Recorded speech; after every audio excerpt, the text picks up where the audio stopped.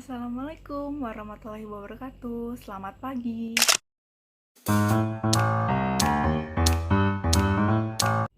Pada kesempatan kali ini, saya akan menyampaikan materi tentang lingkungan masalah administrasi pembangunan di Indonesia.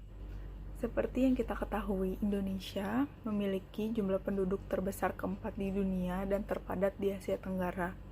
Namun, pendapatan per kapitanya masih terbilang sangat rendah. Masalah penduduk dan peningkatan pendapatan merupakan titik perhatian dari pembangunan nasional.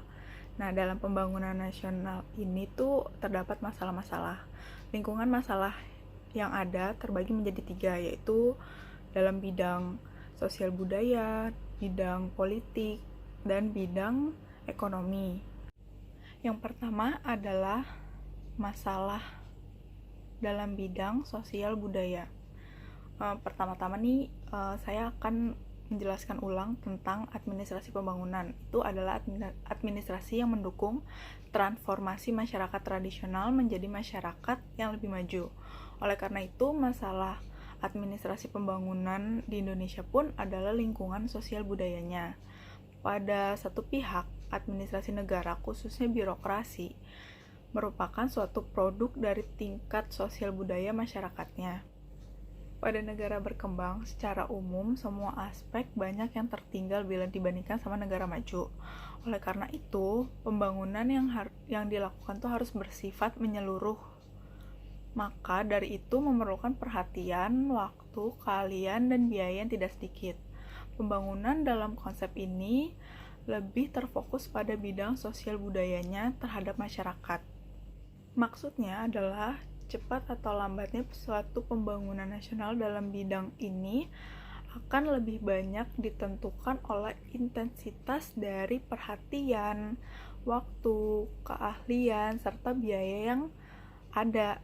Masalah yang sering muncul dalam pembangunan yaitu ketidaksiapan masyarakat untuk menjadi subjek pembangunan, yang terjadi malah justru kebalikannya nih di Indonesia, yaitu masyarakat yang masih menjadi objek pembangunan nasional. Maksudnya tuh adalah masyarakat tuh masih dijadikan objek gitu loh sama pemerintah dalam sistem pembangunan, yang seharusnya tuh masyarakat itu sendiri yang menjadi pendorong dan penggerak suatu proses pembangunan agar bisa berjalan dengan baik. Selain itu, harus dipilih nilai-nilai sosial yang mana bisa menjadi faktor pendorong untuk melakukan proses pembangunan ini sendiri. Selain proses pemilihan nilai yang cukup sulit, terlebih lagi melakukan perubahan terhadap nilai-nilai sosial yang sudah dianggap masyarakat tidak mendukung dalam konteks pembangunan nasional ini tuh sangat susah.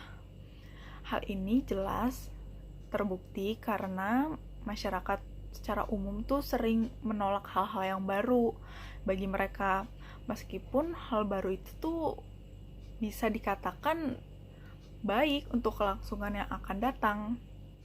Contohnya tuh seperti orientasi kepada status pekerjaan yang relatif lebih tinggi dibandingkan prestasi mereka. Pada hal ini tuh menonjolkan hubungan-hubungan pribadi dalam rangka pekerjaan, seperti kayak penyampaian laporan yang baik, tapi bukan penyampaian laporan yang benar.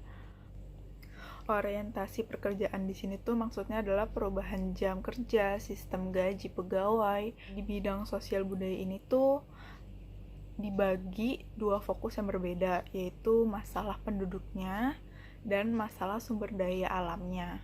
Yang pertama adalah masalah penduduk. Masalah penduduk di Indonesia itu ada masalah kepadatan penduduk, penyebaran penduduk, angkatan kerja, dan penyedia lapangan pekerjaan.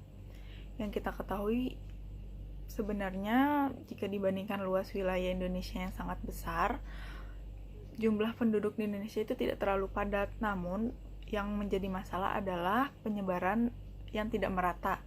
Yang di sini tuh terpusat pada Pulau Jawa dan Pulau Bali. Ditambah lagi dengan sumber daya manusia yang rendah, yang dapat dibuktikan dengan tingkat pendidikan yang masih rendah. Hal ini sangat berdampak pada tingginya angka pengangguran di Indonesia. Masalah kependudukan banyak berpengaruh dengan hasil pembangunan nasional.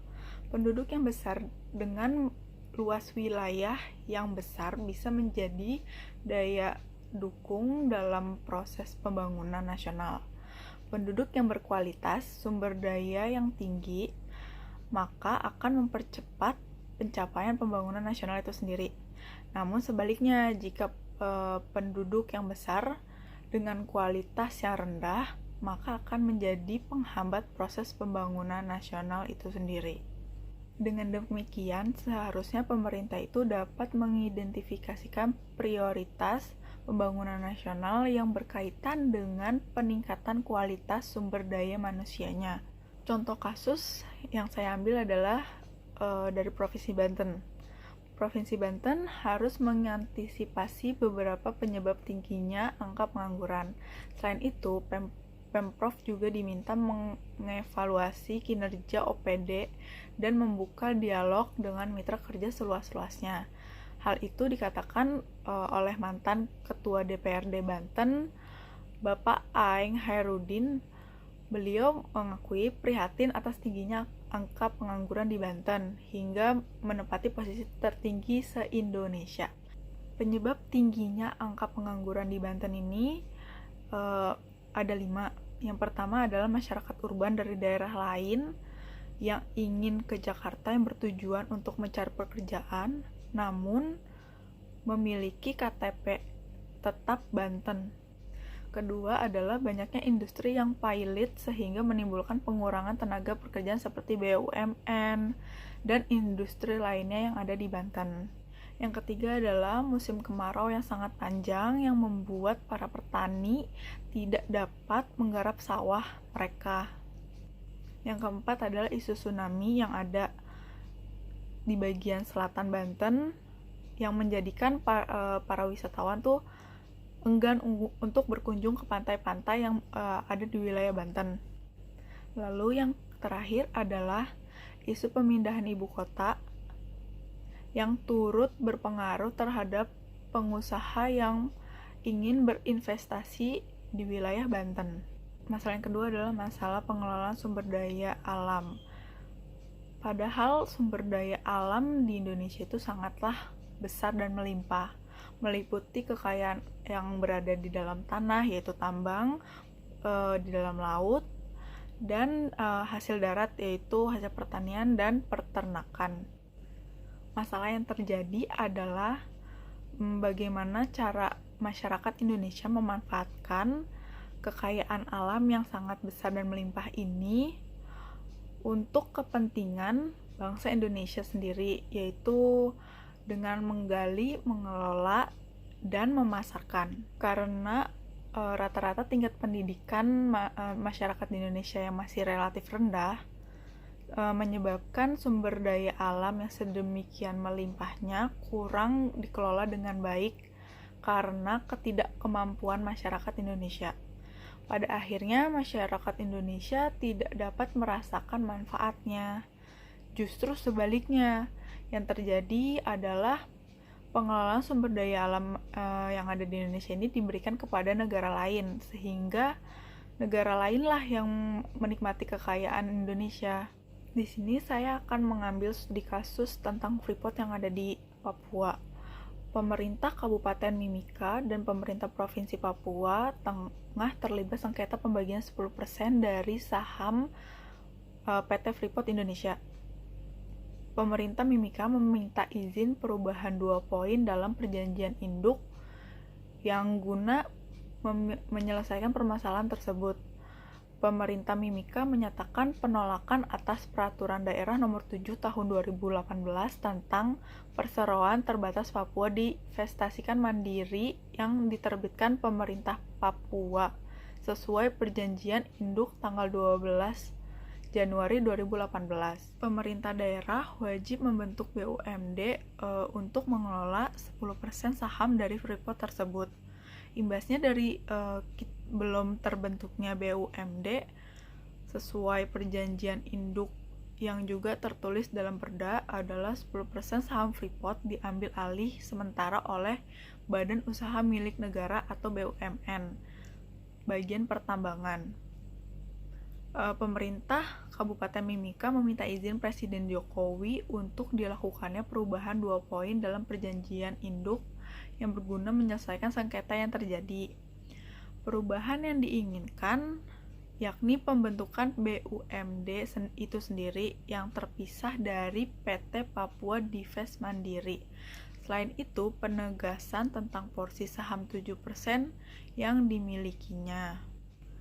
Untuk pembahasan lingkungan masalah administrasi pembangunan nasional dalam bidang politik dan ekonomi akan disampaikan oleh rekan saya Agi Sabila Putri. Sekian yang bisa saya sampaikan, kurang lebihnya mohon maaf. Wassalamualaikum warahmatullahi wabarakatuh.